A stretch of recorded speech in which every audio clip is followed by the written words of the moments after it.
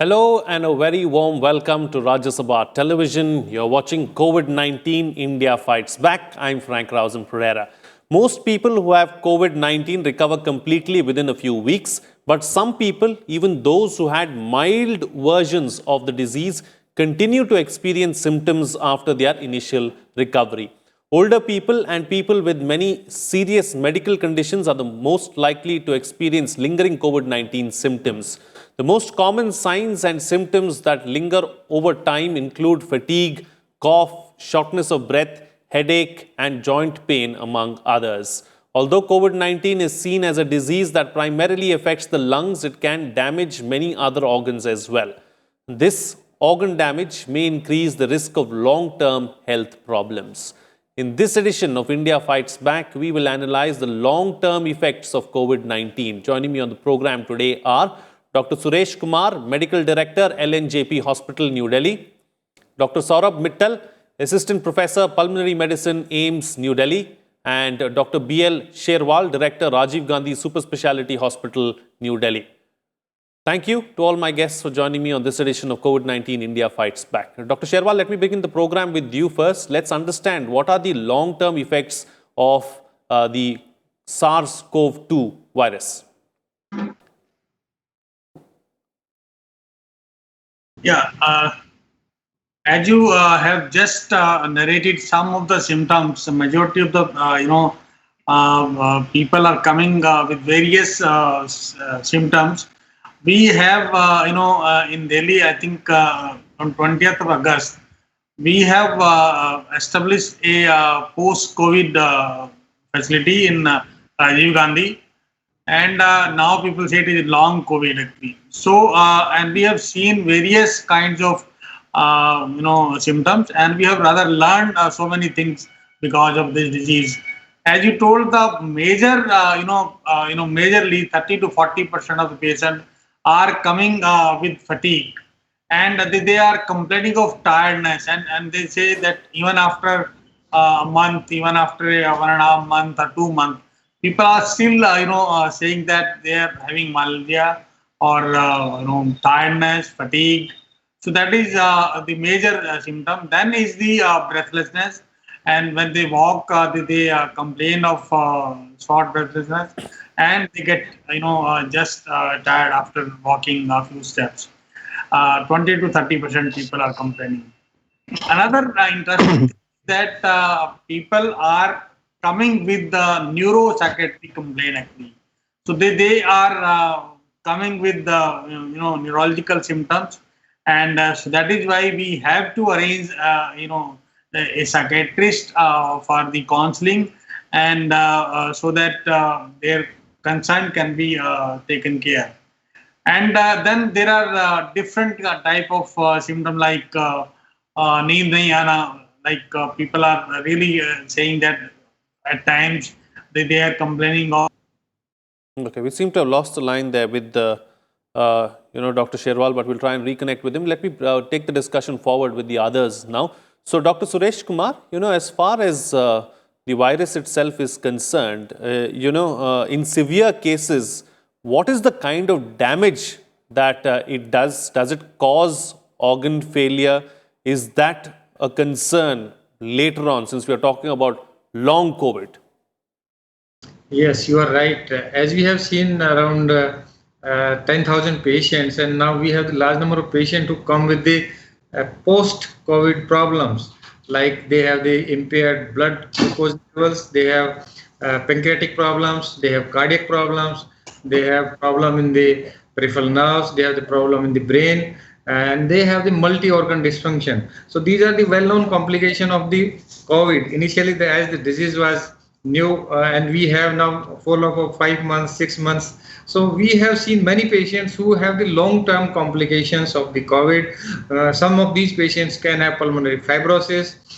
Some of these patients can have impaired blood glucose levels, and there are multi-organ dysfunction. We are now correlating with the recovery, and with all the reports. These suggest that some of these patients actually can have the multi-organ dysfunction. Initially, we were thinking that it only affects the respiratory mucosa and the lung parenchyma, but it is not true. We have seen the many case reports, many series that large number of these patients can have the cognitive dysfunction, they can have the behavioral problem, they can have the, as Dr. Serwal was just discussing, that some of these patients may have the long-term insomnia. So we need to see as a multi-system involvement in these patients, and this is very important to identify and to diagnose what is exactly the post-COVID complication of disease per se. But we have seen many such cases that most of these patients who are diabetic and hypertensive or coronary artery disease, they have a very poor recovery. This is well established by the follow-up of our patients. Absolutely. So this is something that we'll look into as well. Do we need to focus on age groups and people with comorbidities and what kind of, long COVID that they will suffer from? But let me bring in, Dr. Saurabh Mittal first into the picture. Dr. Saurabh Mittal, this issue of fatigue, shortness of breath, this is something that I've seen many people talk about, and this seems to be one of the most common post-COVID kind of symptoms or post-COVID kind of problems as far as those who have suffered from COVID-19 is concerned. Why is that so? Why is, this issue of fatigue so persistent, and also this issue of shortness of breath? So if we see the COVID virus, it primarily affects the lung and then it leads to other organ system involvement.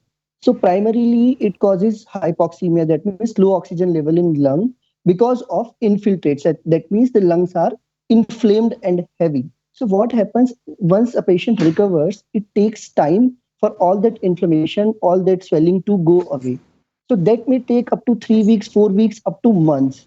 So if we see the follow-up of these patients, even after 2 months, 3 months, they have X-ray abnormality, X-ray problems. They are seeing that their CT scan show shadows which are still there.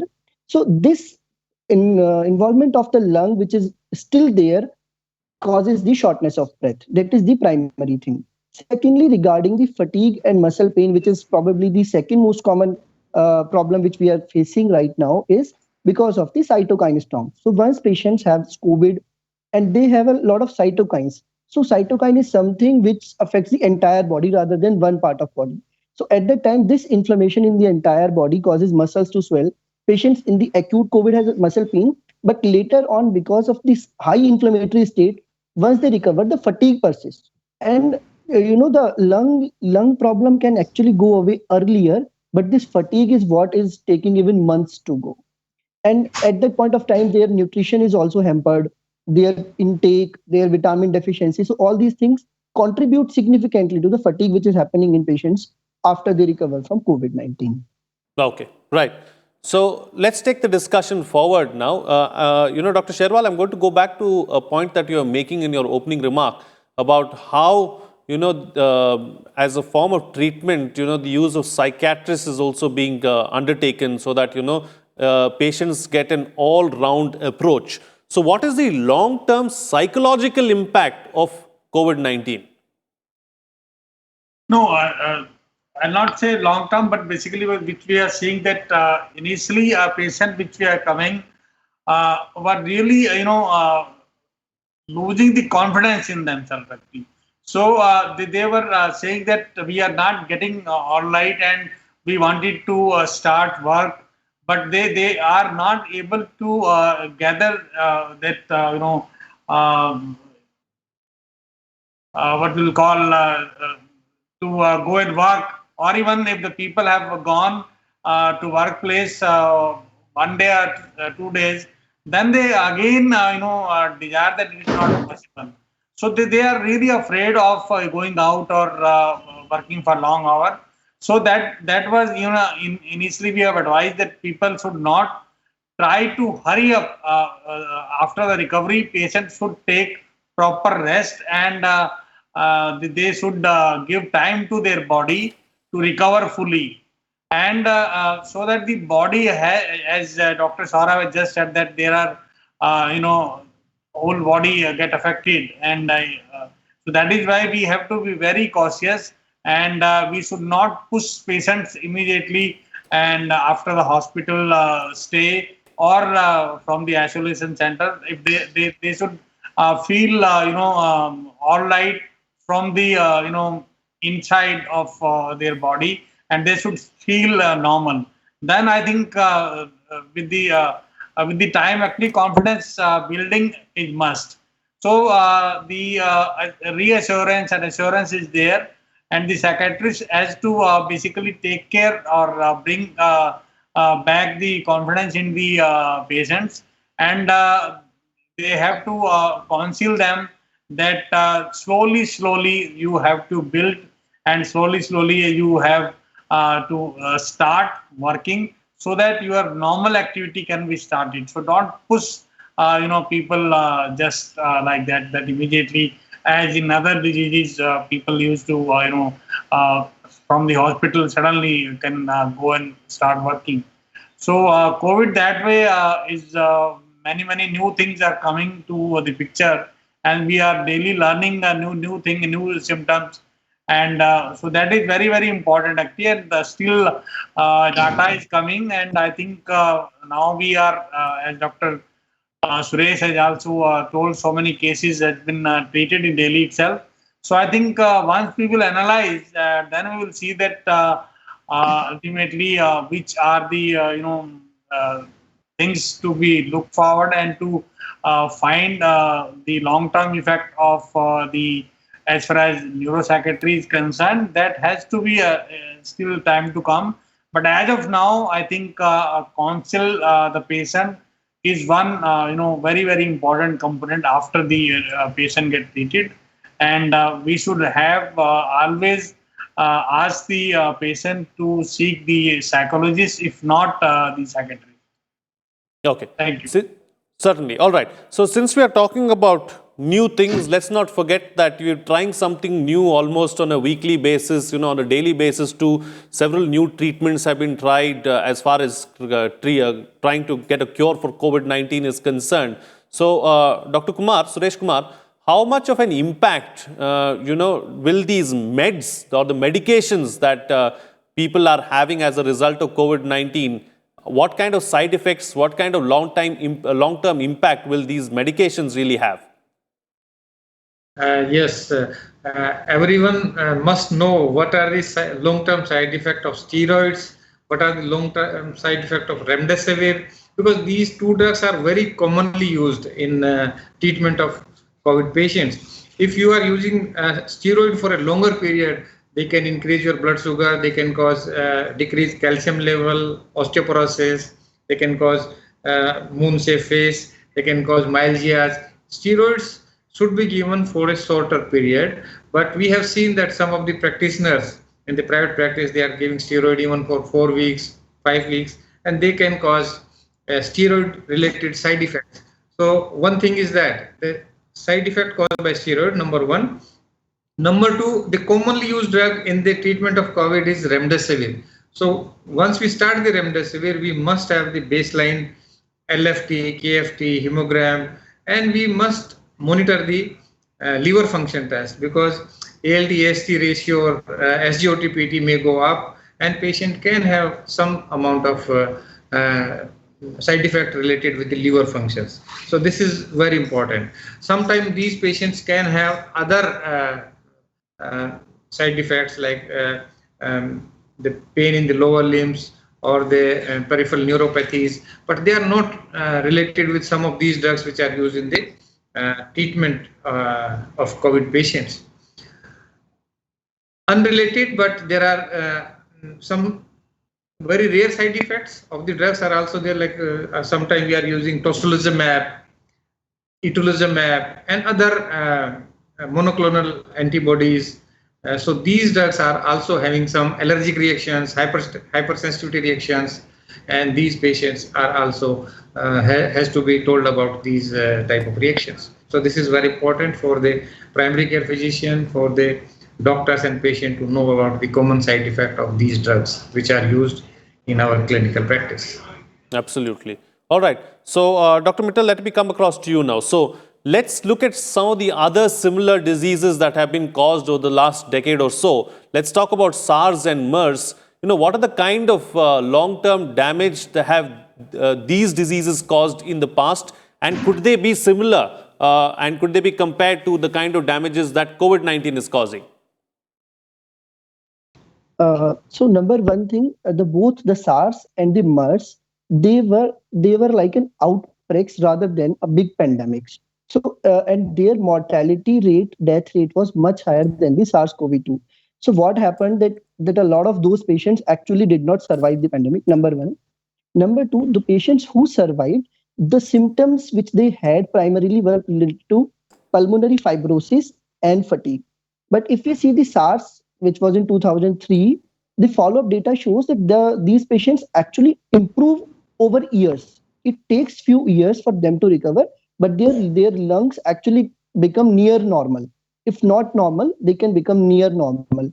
So we need to see how badly or how similarly we will have the SARS-CoV-2, but still what we are seeing that patients are recovering, but it is taking a longer time. Means we cannot expect somebody after 2 weeks of illness.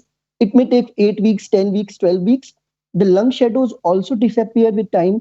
Fatigue also gets better.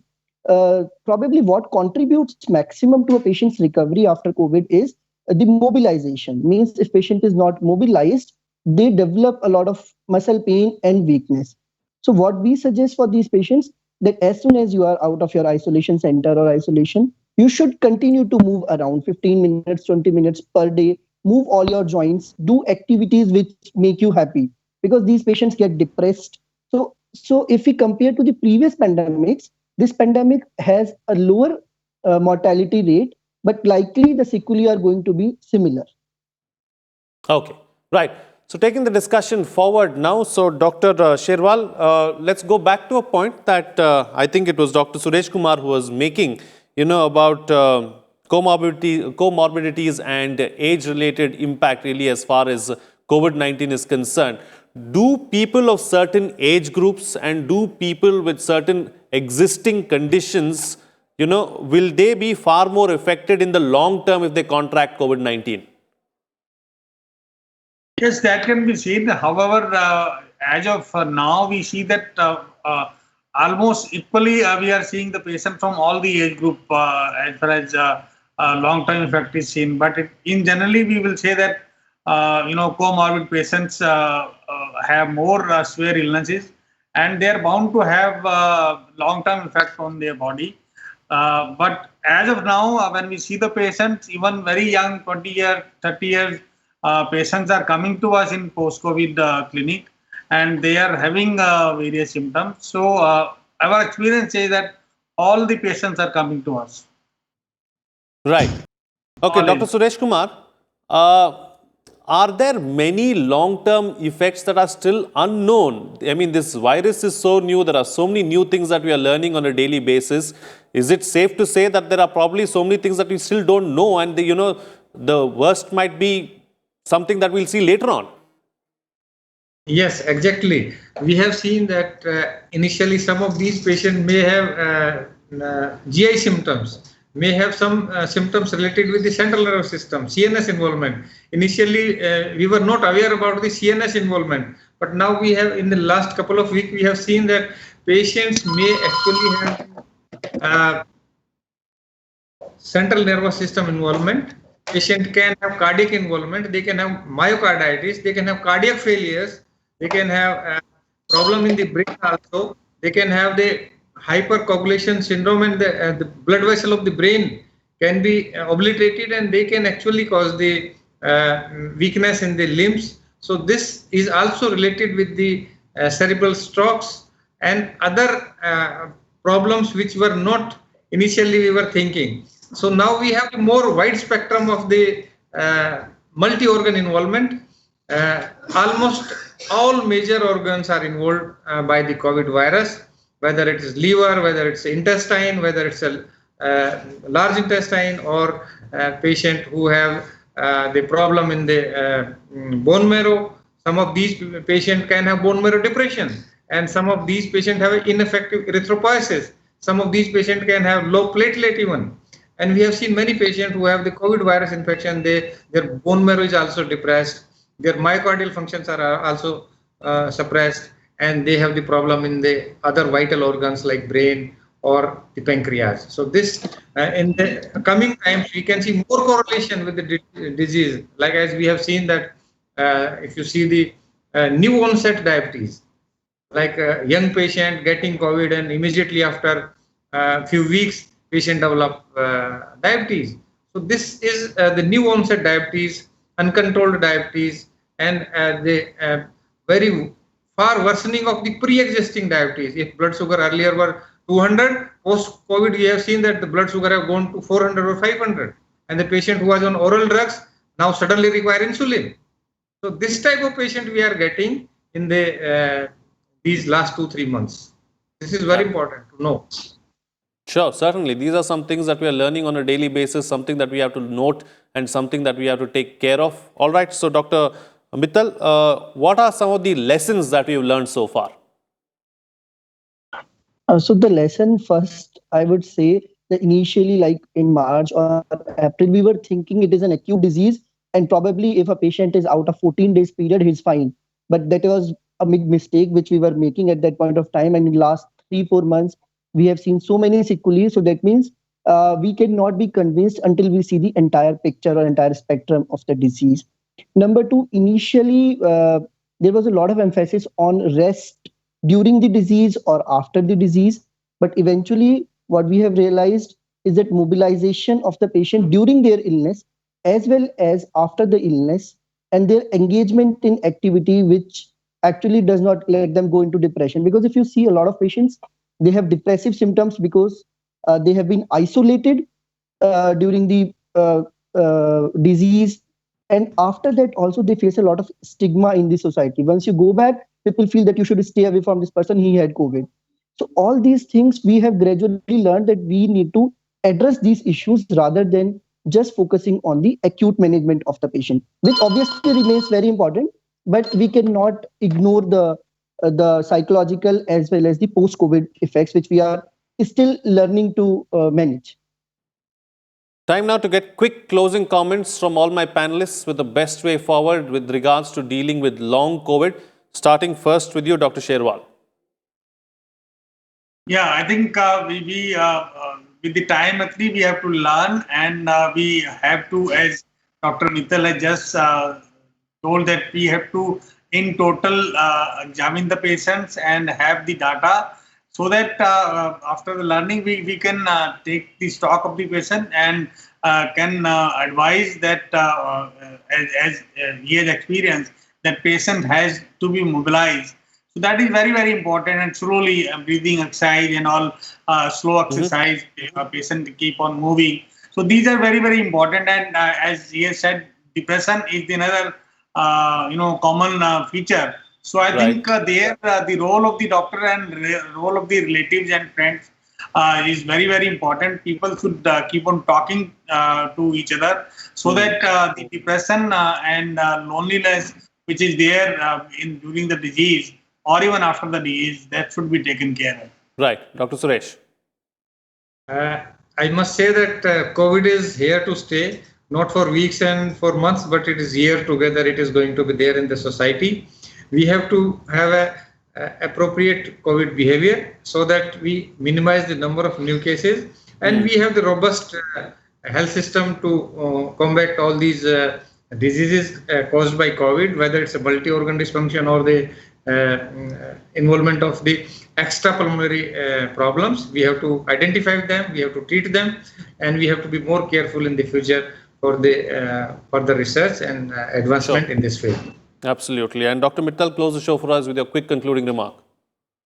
Yeah, so what I think is that once we discharge a patient or once we diagnose a patient with COVID, we need to tell them that these symptoms may persist. So rather than they fear of the symptoms, they learn to live with them for a few weeks to few months, and then we have to assure them that this will eventually go away. But we need to tell them that it is not a weak disease, it is not a 2-week disease, it may take some time for them to recover. So that's very important, because we daily get calls that I had COVID and these many things are happening to me. So unless we educate the patient, probably we'll be doing injustice to our patients.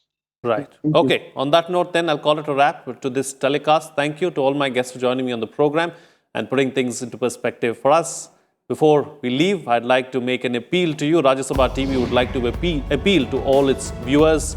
to wear a mask at all times, to ensure that you wash your hands and face regularly, and remember to maintain physical distancing of at least 6 feet. These small steps will go a long way in defeating the pandemic. That's it from me. See you again next time.